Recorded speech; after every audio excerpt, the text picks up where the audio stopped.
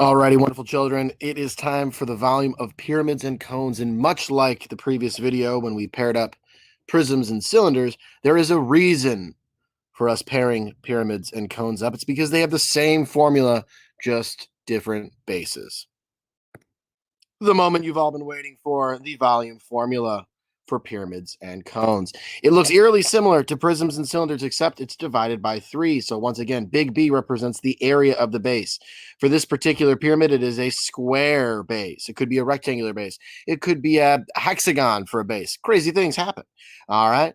But in any event, it's the area of the base. For a cone, it's a circle for its base, much like the cylinder was a circle for its base. The height is my height that goes inside the solid. So it's up at its vertex and it goes down to the center of the base and perpendicular to that base. Same over here. We're not talking about the slant height here. The slant height is useful for surface area. And same with our pyramid over here. We're talking about the actual height that's perpendicular to the base. So be very careful with that. And we divide that whole mess by 3. Woo! I'm excited. I just can't wait. Let's use this. All right, our first example, if the height of a pyramid is 3 and the pyramid's base is an equilateral triangle with sides measuring 8, what is the pyramid's volume? Well, first off, let's write down our formula. Volume equals the area of the base times my height all over 3.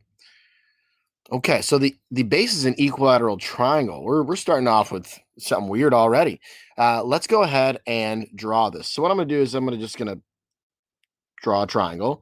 I'm going to throw a vertex up top here, draw it down, and then I'm going to go dashed behind. I guess technically all of these should be dashed lines back here as well. Okay, good enough. Now it says the sides of the equilateral triangle are 8. The height is 3. Okay, and I'm going to do the height in a different color. Goes to the center, and it's perpendicular to that center, and that height is 3. This is clearly not to scale. But I've got all my information down. Now, area of the base times the height divided by 3. I've already got the height. I need the area of my base. So the area of the equilateral triangle, which is my base, right? Well, I could go about this in 2 different ways. One potential option is taking this equilateral triangle and splitting it into a 30, 60, 90 triangle, because each one of these are going to be 60. This is going to be 30 up here, and that splits it to 4 and 4. Okay, I can go that route. But if you remember, the area of an equilateral triangle is side squared root 3 over 4. We covered that before, and if you remember that, why not use it? So let's take that side length of 8 that we're given, pop it in the formula. That's all we need. If we know that formula and we have an equilateral triangle, is the side length, and we're given that. So we got 64 root 3 over 4. And if I divide 64 by 4, I get 16 root 3. Awesome.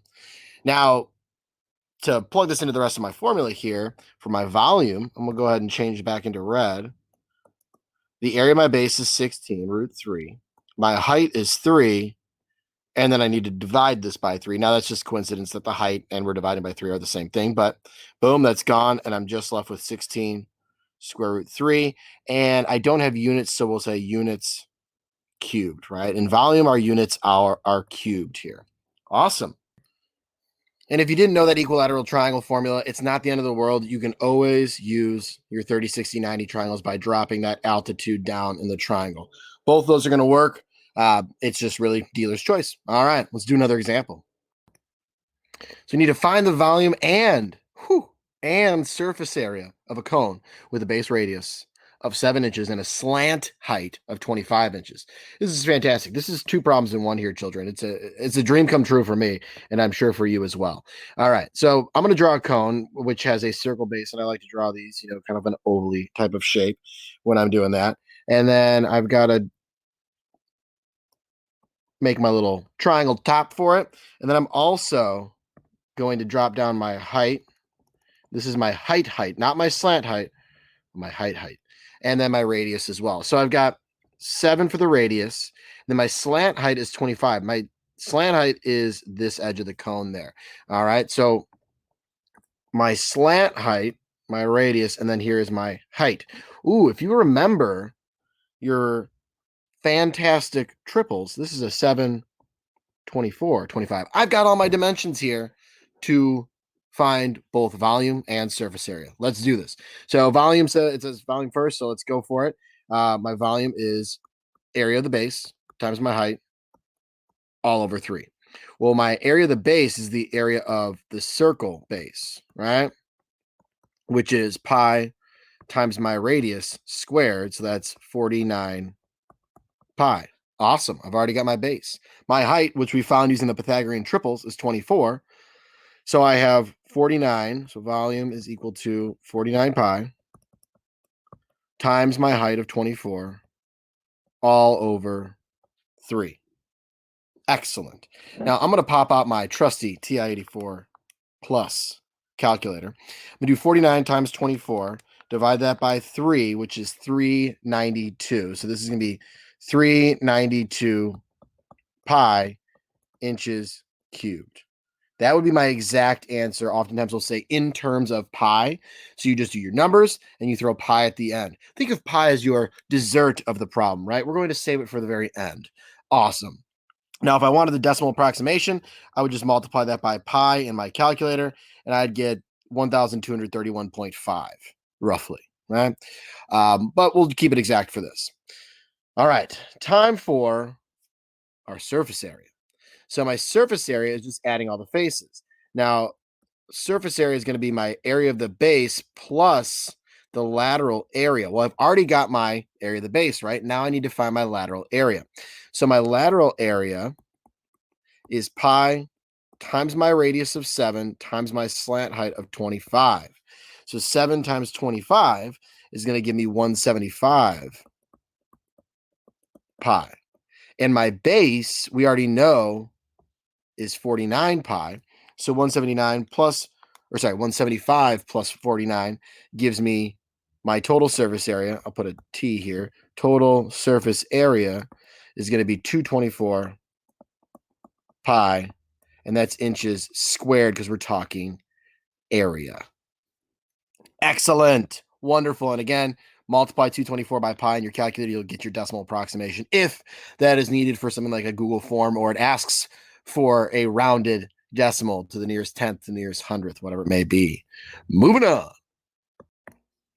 The volume of a square pyramid, they give us the volume, is 50 cubic meters.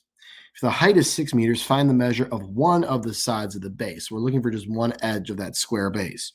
So our volume, once again, is big B, area of the base, times my height over 3.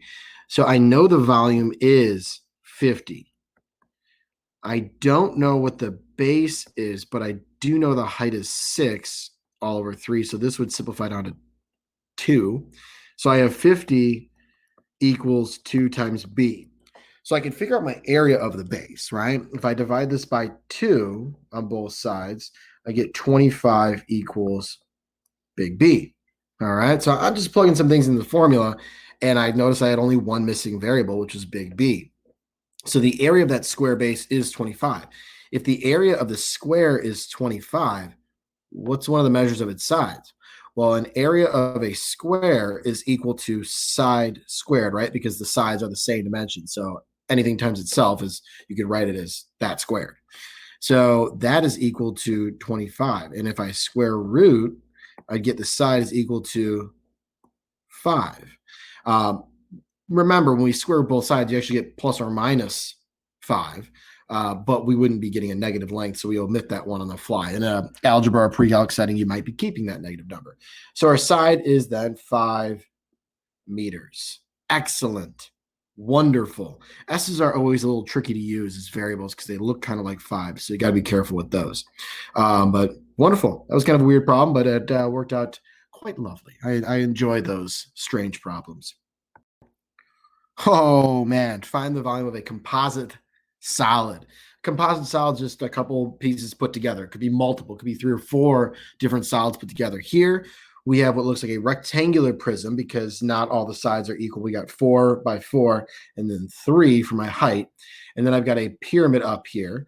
Now, because this is 4 by 4, this is going to be a square. These are going to be right angles. We should really mark that. But I will tell you guys that that is a square, not a rhombus or anything. All right. Excellent, wonderful, fantastic. Let's do this thing. So I'm going to go piece by piece. So we're going to do the volume of the prism first. So volume of the prism, we'll do that over here. And that is just big B times H, right? Well, my base we'll say is the 4 by 4 part because then we could use that as the base of my square pyramid, right? Save time. So big B is equal to 4 times 4, which is 16. Oops, equals 16. Okay. Now, if I plug that into my volume formula, 16 times my height of 3 is going to give me 48 inches cubed. So that's my prism. Now let's go for the pyramid. Well, the volume of the pyramid is base times height over 3. Now, do I have everything I need? Well, I definitely have my base. We already know that that's 16, right? But what's my height? I don't know that. My height is inside the pyramid, right? It's perpendicular to that square base. So I could then create a little right triangle within that pyramid. Now, what's the base length of that triangle? Well, that's going to be half the side of 4, right? This is 4 here. This is 4 here, halfway across. So that's 2 inches. And I've got a slant height of 4. So now I have this right triangle. How do I solve right triangles? Great question. Perhaps our old friend, the Pythagorean theorem, could come in here and help us. Oh my goodness, it is the Pythagorean theorem. So I'm going to call this h, that's my height, and we'll have 2 squared plus h squared is equal to 4 squared. So this would be 4 plus h squared equals 16. I'm going to subtract the 4. I get h squared is equal to 12. And if I square root and simplify, I'm going to get h equals, well, this would break down to 4 and 3. Square root of 4 is 2 root 3. So there's my height. Excellent. A little review of Pythagorean theorem. It never goes away. It's just a wonderful friend that always comes back. So I end up with 32, it looks like. 32, because 16 times 2 is 32, root 3 over 3 inches cubed. That's my volume of my pyramid. So what is my overall volume here? You might need a little bit more room. Well, how do I figure that out? Well, I would just add the two volumes together. So the prism, which is 48, plus 32 root 3 over 3 inches cubed. That would be my total volume. I can't combine these because of this root 3 right here. These are not like terms. I can't put them together even if I got a common denominator of 3 for the 48. It's just they're not going to go together. If I were to plug it into my calculator, I could plug it in just like that and get a decimal equivalent. All right. But that would be our exact answer, right? No decimals, no rounding, exact answer. What the heck is going on here? We have the diameter of the large circle is 10 centimeters. So I'm just going to jot that in real quick, but as a radius of 5, because I know my radius is usually a little more handy than my diameter. The diameter of the small circle is 6. Okay. So that means my radius is 3. The distance between the centers of the two circle bases is 4. Alrighty, so that's 4. And then find the volume of the frustum. Okay, so that's a new vocab word right there. Well, let me clue you in as to what a frustum is. Another way they word this one is a truncated cone. So what's basically happened here is there used to be, or think of this as like being extended. This would finish out the cone. So we basically just cut the top of the cone off. All right. And then we were left with this like lampshade looking thing. So what the heck, how do we figure this out? Well, perhaps we could approach this in a similar way to our composite figure type problems where we're finding multiple volumes and putting them together. But instead of adding things together, if we took the volume of this big cone, all right, that's not actually the whole thing, right? We've taken part of it out. Ooh, then we take out this smaller cone from that bigger cone, wouldn't we be left with this lampshade looking frustum thing? Yeah, we would. So if I find the big cone, subtract out the little cone, I'm left with this bottom part right here, which we call the frustum, or a truncated cone. Excellent. I think we have a plan of action, but perhaps we need to find some other information here. And this is, I will tell you, this is a rather tricky problem. I need to figure out my overall height of the big cone here, right? So I want the full thing, but I don't know what it is. Perhaps I'll throw a variable here. I'm going to call that x, okay? Now, you may notice here, because this is a right cone, those are going to be right angles. The 3 and the 5, these two dimensions here, they are parallel. We have just created similar triangles within here. Oh my goodness, that's chapter 8. That was so long ago. So let's set up a proportion, shall we? I can take x over 3 as my two dimensions. So x over 3 is equal to the height of the big cone, which is x plus 4 over 5. Okay, so x plus 4 over 5. Lovely. Now I got to do a little bit of cross multiplication. So I'd have 5x is equal to 3 times x plus 4. Don't forget about those parentheses because you do need to distribute this to both. So I have 5x equals 3x plus 12. I'm going to need a little more room here. I'm running out. And subtract over, I get 2x is equal to 12. So x is equal to 6.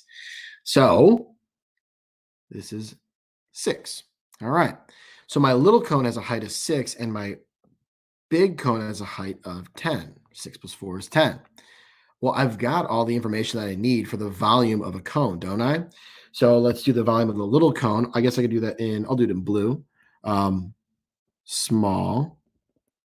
That's going to be my base, which is pi times my radius squared times my height, which is 6 that we just found, all over 3.